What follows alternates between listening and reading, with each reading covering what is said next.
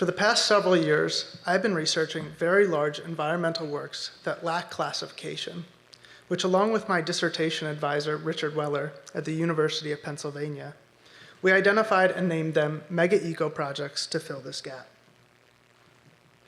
We define this new term as complex, landscape-scale, ecological restoration and construction endeavors that aim to help biodiversity and communities adapt and respond to degraded ecosystems and climate change. To organize these works, we created a typology composed of 4 types: connectivity, anti-desertification, watershed, and metropolitan. This helps to establish where these projects take place and why, make sense of their disparate developmental histories, as well as highlights differences in their tactics used for restoration. To determine what projects are considered mega, we identified themes within each type with working parameters in terms of scale or cost that each project must meet. We also require that they share a similar vision of creating biodiversity benefits, human benefits, and efforts in climate adaptation and mitigation. To determine what projects are considered mega, we identified themes within each type with working parameters, I did that already.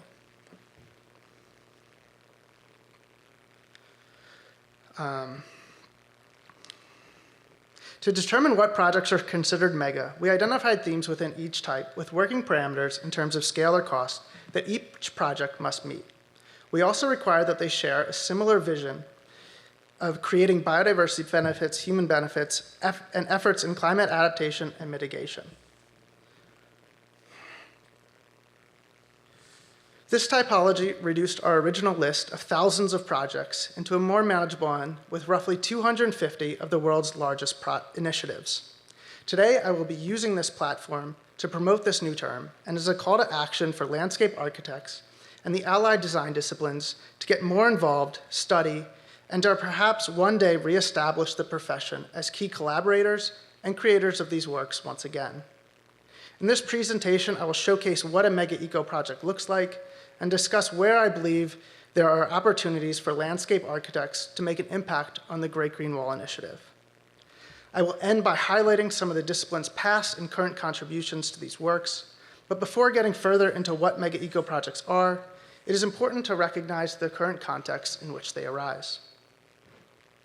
With the abundance of headlines on the interrelated crises of biodiversity loss and climate change, it is easy to consider the landscape architect as a frontline profession working diligently to combat them. But in reality, as Chris Hardy points out, many of our projects are not as carbon friendly as we originally perceived them. Similarly, most of our works are too small to have an impact commensurate with the magnitude of today's problems.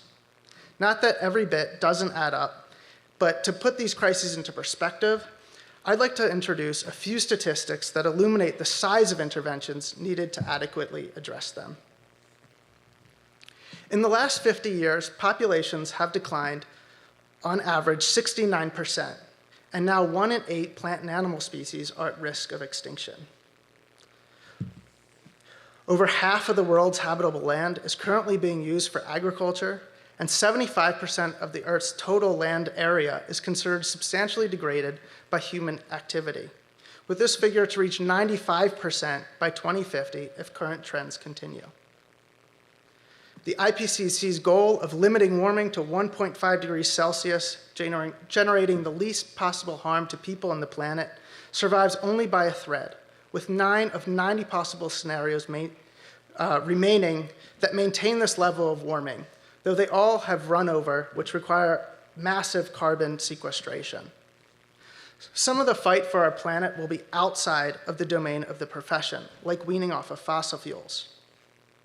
However, many of the problems must be addressed through regional, landscape-based interventions. Though critically under-researched as a singular type, mega-eco projects appear to be proliferating worldwide and are at an appropriate scale to make a real difference in combating our current crises. They might also be some of the worst cases of greenwashing we have ever seen.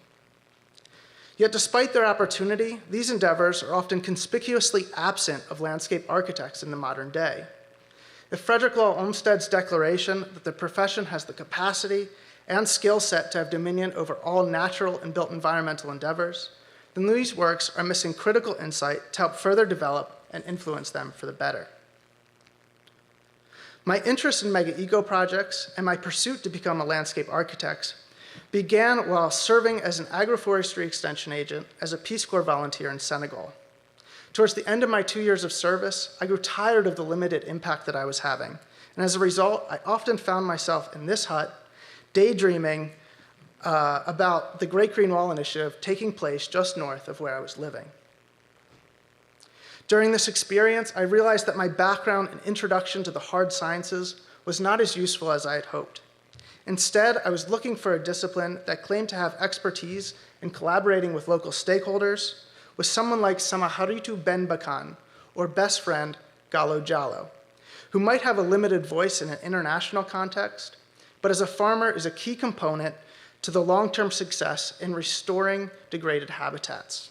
Further, I was searching for a discipline that had the ability to design and implement landscape projects, one that understood problems across a multitude of scales, and that preaches addressing them through a creative process and systems thinking approach, all of which are needed skills at the Great Green Wall.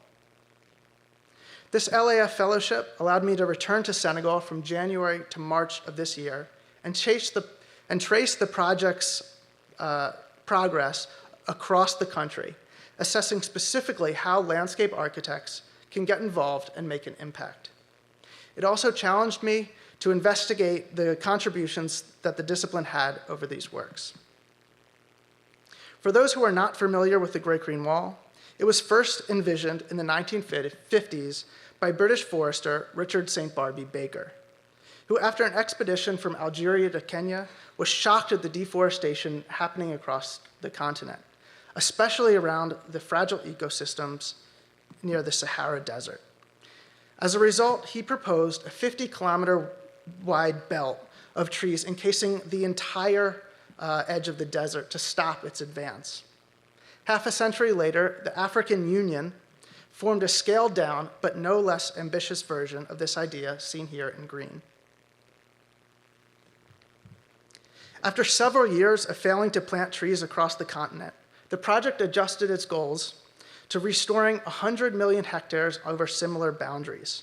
In this process, it seeks to sequester 250 million tons of carbon and create 10 million green jobs. After several years, in Senegal, the project's boundaries can contain some of the highest canopy cover in the nation. Yet the land is experiencing significant change with the loss of half of its tree species, the local extirpation of many animals, which Naibu Samasao here will recollect, while Sergeant Amadou Badji explains part of the problem and how the Great Green Wall is addressing it at Widu Chingoli.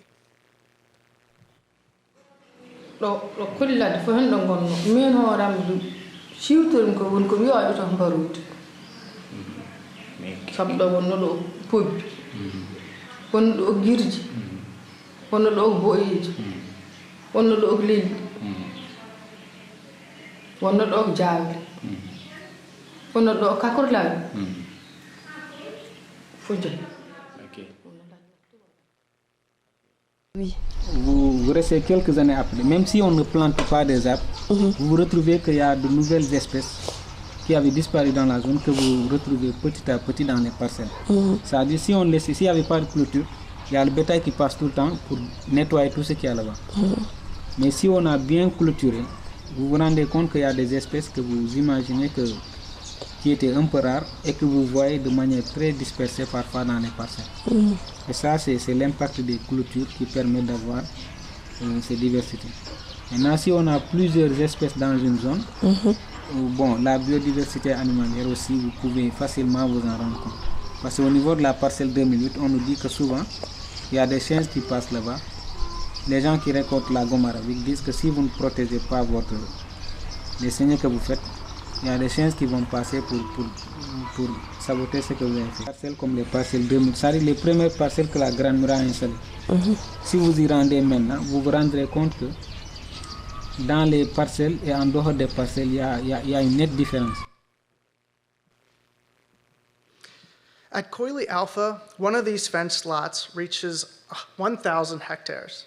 It is intended for natural regeneration of local vegetation and is a breeding program for locally extirpated oryx and tortoises, which they intend to one day reintroduce to the area. Those living around the park also hope that this will bring an influx of tourism revenue. Here, landscape architects can promote this vision, drawing attention to the Great Green Wall Initiative and encourage tourism at the front line of climate change. This reminds me in part of Sazaki's work at another mega-eco project, the Giant Panda National Park in China, in which they designed an ecotourism hub at one of the park's entrances, though a scaled-down project is more appropriate here. Another opportunity is utilizing design to help facilitate more sensible growth as job opportunities are beginning to stop the outmigration of people from this land, which is one of its main yet often unspoken objectives. In a conversation with Dr. Deborah Goffner, a long-term researcher at the Wall, she said the project was sorely missing urban designers and planners.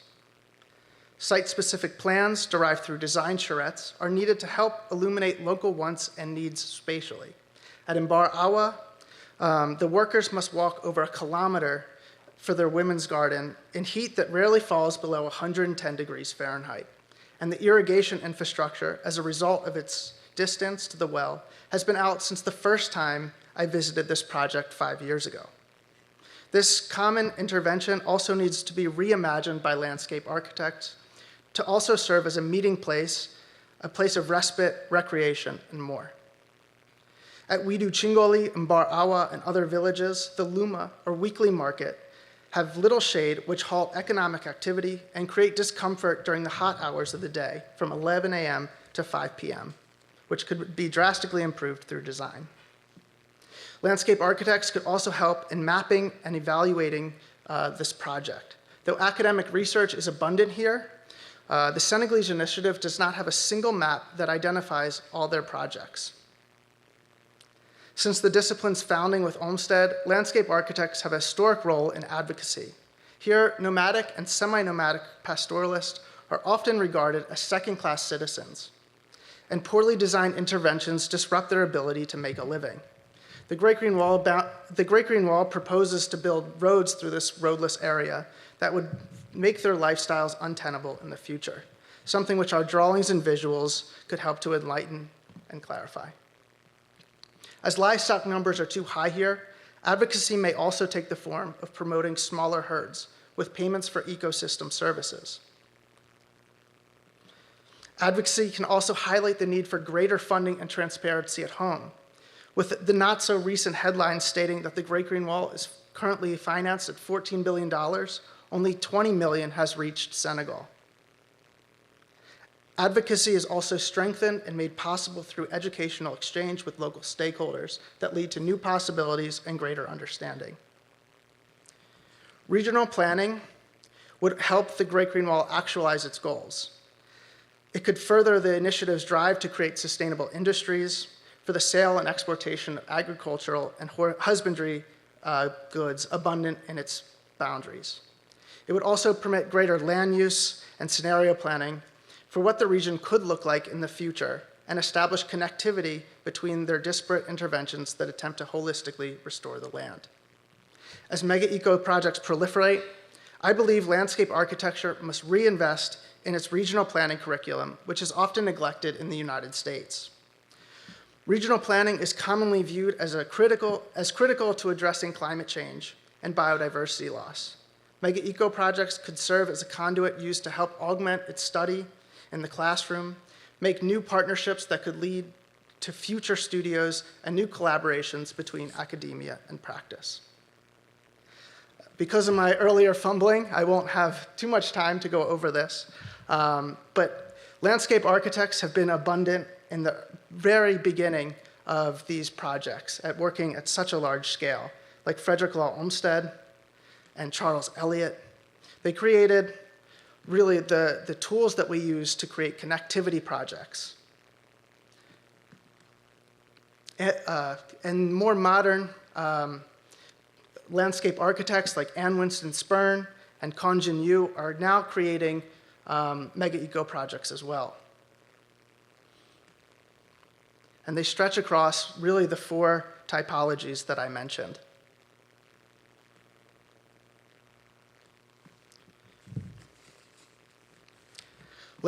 Landscape architecture's contributions to these works are abundant. And I believe that these works would really benefit from a greater presence from the profession now. If this subject is of interest to you, please reach out to continue this conversation and scan the QR code to sign up for updates for the Mega Eco Symposium on October 13th, when representatives from 12 of the projects from around the world will present their work at the University of Pennsylvania, with Zoom options made available. Thank you.